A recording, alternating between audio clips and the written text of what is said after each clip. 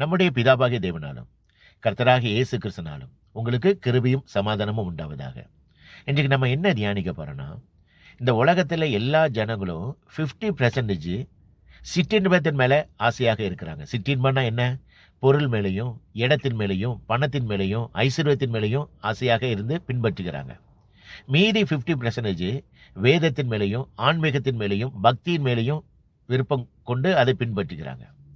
இந்த உலகத்தில் யாரெல்லாம் சிற்றின்பத்திலையும் ஆன்மீகத்திலையும் ஈடுபாடு வைக்கிறாங்களோ அவங்க கடைசி வரைக்கும் அவங்களுடைய இருதயத்தில் ஒரு போராட்டம் இருந்து கொண்டே இருக்கும். ஏன்னா இந்த சிற்றின்பமும் ஆன்மீகமும் ஒன்று கொண்டு எதிரானது. வேதம் அழகா சொல்லியிருக்கிறது. 1 யோவான் 2வது அதிகாரத்தில், கண்களின் இச்சையும் மாம்சத்தின் இச்சையும் ஜீவனத்தின் பெருமையும் இவைகள் எல்லாம் உலகத்திலான் உண்டானவைகள். உலகத்திலான் உண்டானவைகள் எல்லாம் பிதாவினால் உண்டானவைகள் அல்ல. இதை நீங்க நன்றாக தெரிந்து கொள்ளணும். நம்ம ஜெபிக்கலாம், தினந்தோறும் ஜெபிக்கலாம், துதிக்கலாம், ஆலயத்துக்கு செல்லலாம். ஆனா ஒவ்வொரு நாளும் பாவம் நம்மளை எதிர்கொள்ளும் பொழுது அதை பாவத்தை நம்ம டச் பண்ணாம அந்த இடத்தை விட்டு விலகி பாவத்துக்கு மறுப்பு தெரிவிக்கிறோம் பார்த்தீங்களா? அப்போதுதான் நம்ம பரிசுத்தாவியர் நமக்குள்ள இருக்கிறாருங்கிறத நம்ம தெரிந்து கொள்ளலாம். பரிசுத்தாவியர் நமக்குள்ள இல்லைன்னு வச்சுக்கோங்களேன், ஒவ்வொரு நாளும் நம்ம பாவத்தில் விழுந்துருவோம். இதுக்காக தான் வேத வசனம் அழகா சொல்லியிருக்கிறது. அப்போஸ்தலனாகிய பவுல் ரோமர் 8வது அதிகாரத்தில் சொல்லியிருக்கிறாரு, மாம்சத்தின்படி பிழைப்பதற்கு நம்ம மாம்சத்தின் கடனாளிகள் அல்ல. யாரெல்லாம் இந்த உலகத்துல மாம்சத்தினால பிழைக்கிறாங்களோ அவங்க அழிவாங்க, சாவாங்க.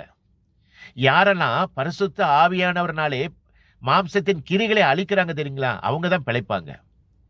எவர்கள் தேவனுடைய ஆவினாலே நடத்தப்படுகிறார்களோ அவர்கள் தேவனுடைய புத்திரர் என்னப்படுவார்கள் என்று சொல்லி வேதம் சொல்லுகிறது. இயேசு கிறிஸ்து பாவம் மரணம் என்ற பிரமாணத்திலிருந்து நமக்கு விடுதலை கிடைச்சாச்சு. அதனால இந்த உலகத்தின் இச்சைகளுக்கு விழுந்து விடாதபடி பாதுகாத்துக் கொள்ளுங்க. ஏன்னா இந்த உலகம் முழுவதும் சாத்தானுக்குள்ள கிடக்குது, சாத்தானுடைய பிடியில கிடக்குது. இந்த உலகத்தின் வழிபாடுகள் நீங்க எல்லாத்தையும் நீங்க பின்பற்றதாக இருந்தீங்கன்னா தேவனுக்கு அது பிரியமாக இருக்காது. 1 யோவான் 5வது அதிகாரத்தில் வேதம் அழகா சொல்லியிருக்கிறது, நாம் தேவனால் உண்டாயிருக்கிறோம் என்றும் உலகம் முழுவதும் பொல்லாங்கனுக்குள் கிடைக்கிறது என்றும் அறிந்திருக்கிறோம். அதனால எச்சரிக்கையாக இருங்க. அப்ப நீங்க கேட்கலாம், பொருள் வேண்டாமா, இடம் வேண்டாமா? எல்லாம் நமக்கு வேணும். பொருள் வேணும், இடம் வேணும், இருக்க இடம் வேணும், பொருள் வேணும், அதெல்லாம் ஒன்றும் இல்லை. ஆனா அந்த பொருள் நம்ம வைத்திருக்கிறதா, நம்ம அதை வைத்திருக்கிறோமா? அதுதான் நீங்க சிந்தித்துக் கொள்ளணும். வேதம் அழகா சொல்லுகிறது, உங்கள் பொக்கிஷம் எங்கே இருக்கிறதோ அங்கே உங்கள் இருதயமும் இருக்கும். போதும் என்கிற மனதுடனே கூடிய தெய்வ பக்தி மிகுந்த ஆதாயம். இந்த உலகத்துல நாம் ஒன்று கொண்டு வந்ததும் இல்லை, ஒன்று கொண்டு போவதும் இல்லை. அதனால நல்ல வேதத்தை நல்ல தியானிங்க. கண்களின் இச்சை, மாம்சத்தின் இச்சை, ஜீவனத்தின் பெருமை இவைகளை விழுந்துடாதீங்க. இது எல்லாம் சாத்தானுடைய திட்டங்கள்.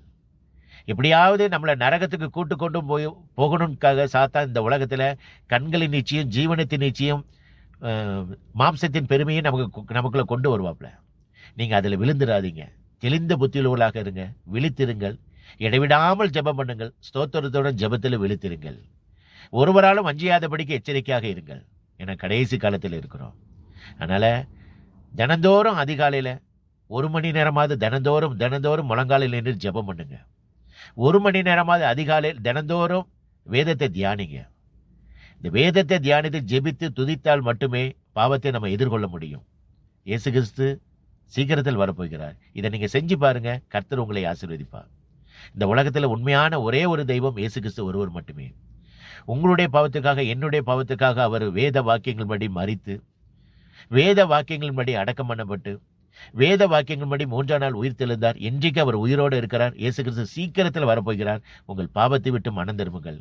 பரலோக ராஜ்யம் சமீபத்திருக்கிறது. கர்த்தருக்கே மகிமை உண்டாவதாக. ஆமேன். அல்லேலூயா.